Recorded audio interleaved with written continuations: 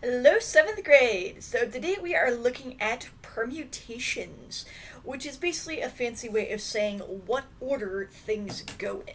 So far we've been like rolling two dice. We haven't really been worried about did we get a 1 and a 6 or did we get a 6 and a 1. Order didn't really matter. Today we're looking at what happens if order matters now. So let's say I've got 3 people. Let's say I've got Alice, and I've got Bob, and I've got Chris. And I want to know, if I want to put them in order, put them in line, how many different orders could I put them in? Now, with a nice small number like 3, we could probably just go through and list off all of our different possibilities. Like if I've got... Like, I could just go A, B, C. Or I could go A and then flip B and C. Or I could have B in front and then have A and C. Or I could have B and then C and A. Or I could put C in front. So we could go C and A and B, cab. Or we could go C and then B and A. And that's all of our combinations for if we just have those 3 people. So if it's a nice number like 3, we can just list them off and go, okay, well, I've got A, B, C, I've got A, C, B, B, A, C, B, C, A, C, A, B, C, B, A. That's the 6 things that could happen. Anything bigger than that, and you probably don't want to go through and list them all off, so it'd be nice if we had a different way to do this. We do. Instead of going through and listing off all the orders, I'm going to say if I want them in order, I have 3 slots. So I've got 3 different places I could put people. And I've got 3 different people that I could put first. Either Alice could go first, Bob could go first, or Chris could go first. Once we've got those 3 people, I've got 2 people left who could go second. So if Alice went first, either Bob or Chris is second. That's 2 people. If Bob went first, either Alice or Chris is second. So whoever I pick to go first, they can't go second. So assuming that we can't put people in more than one place. So whoever's first, they can't go second, so there are 2 people left to go there.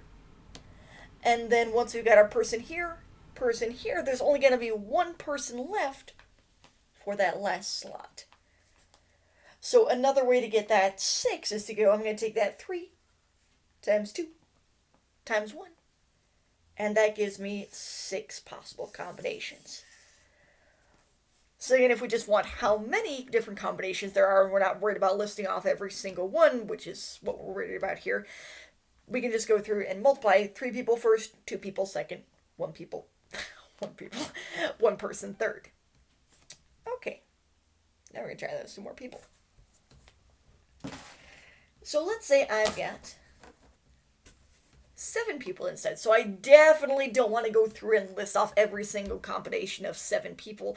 That would take a while. I'd probably miss one somewhere. So instead, we're just going to say we have 7 spots. 4, 5, 6, 7. We have 7 spots.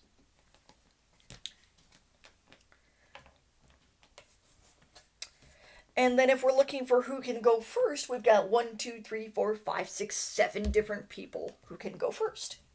7. Now, once that person is in place, that's 1 less person who can be here. So I started off with 7 people, but if I've already got somebody here, I've only got 6 people left who can be here. So I've got 6.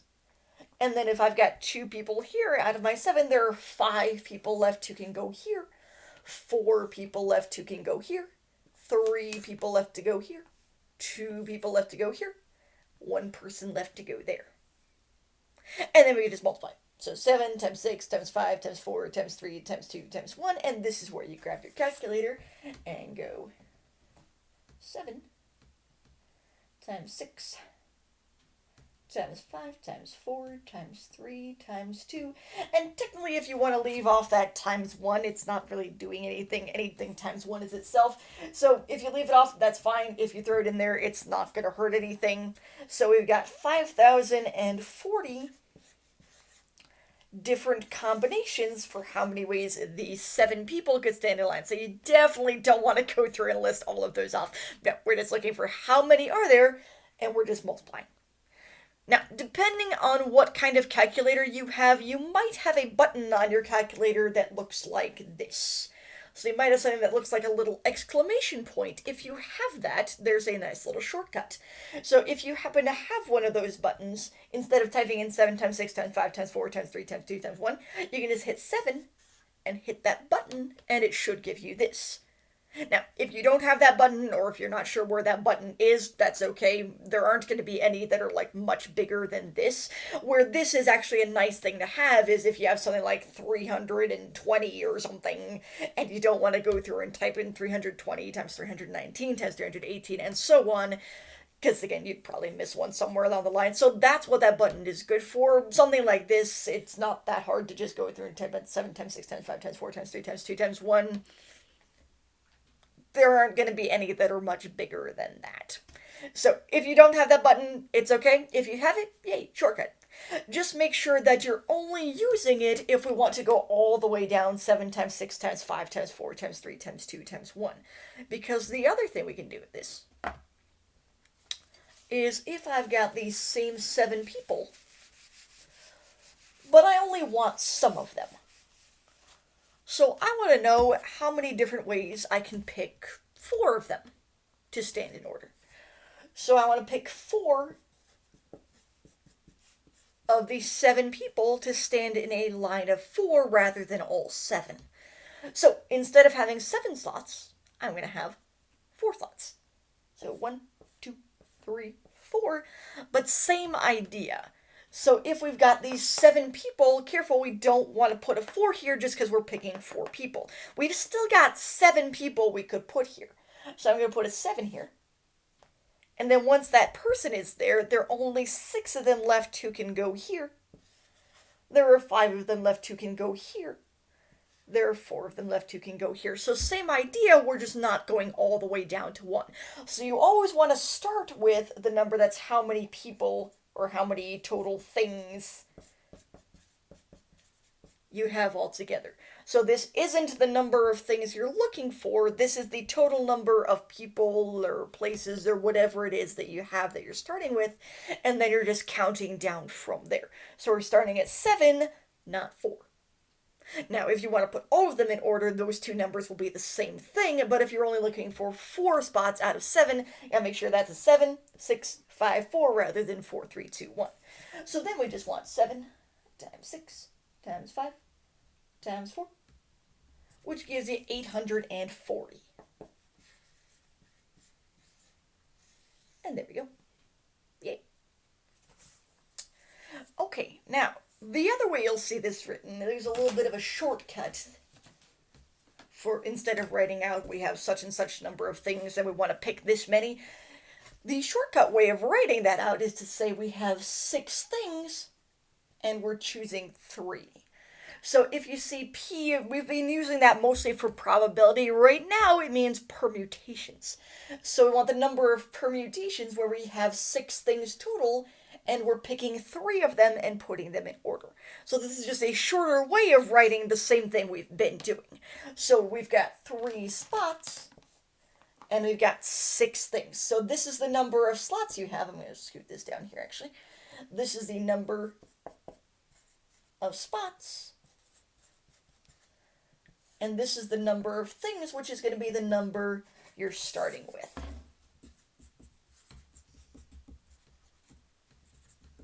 Different colors there. So the second number is your number of spots. That's the number we're starting with. So I've got 3 spots, and I'm starting with 6. So 6 goes here, 5 goes here, 4 goes here, because once you've got that starting number, you're just counting down in order. And then watch out for, we're not adding those, we're multiplying those. So 6 times 5 times 4, and 6 times 5 is 30, 30 times 4 is 120. And again, if you're not sure of that off the top of your head, feel free to plug that one into your calculator. That just happened to be one I could do in my head. So, same sort of thing over here. We've got 4 spots, and we're putting 12 things in them. So yeah, 1, 2, 3, 4 spots. And we're starting with this number. So we're starting with this. This is the number of things we're filling. So we got 4 spots, and we're starting with 12. Then we're just counting down 11, 10, 9. So you're starting with this number and counting down until you have this many things. So 12 times 11 times 10 times 9. That one I'm going to use my calculator for. So 12 times 11 times 10 times 9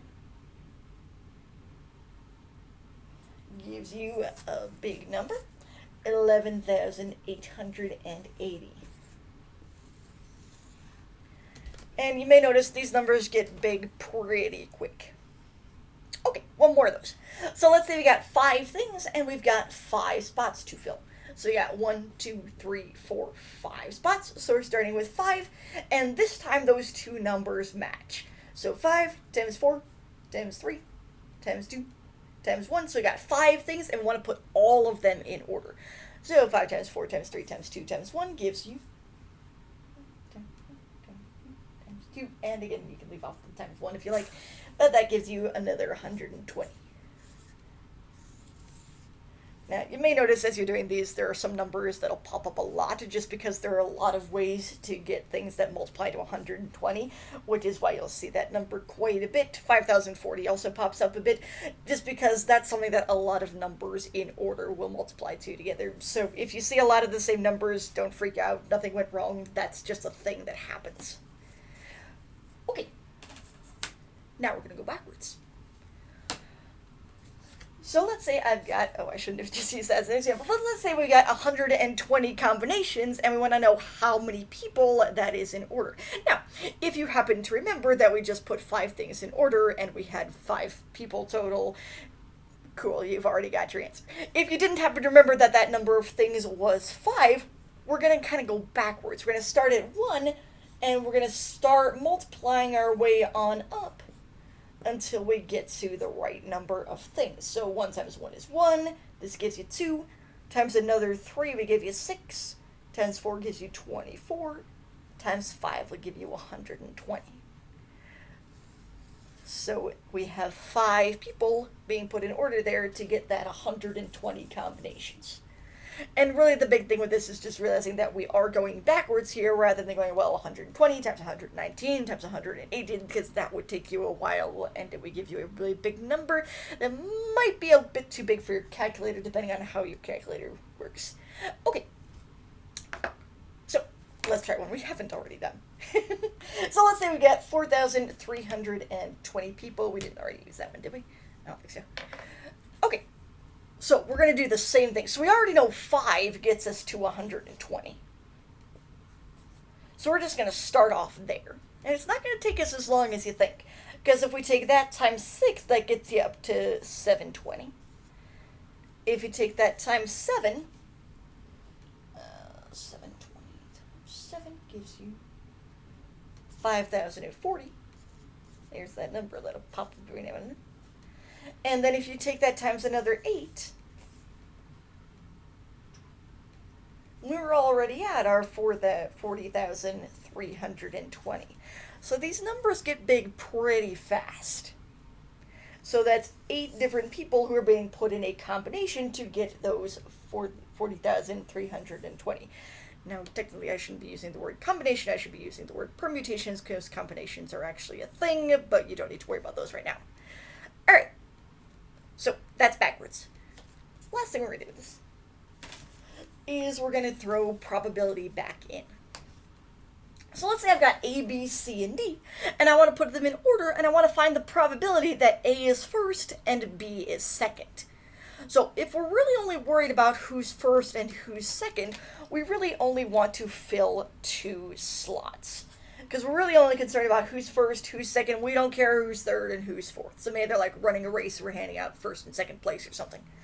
So if I've got 4 different people, I got A, B, C, and D, that's 4 different people who could go here.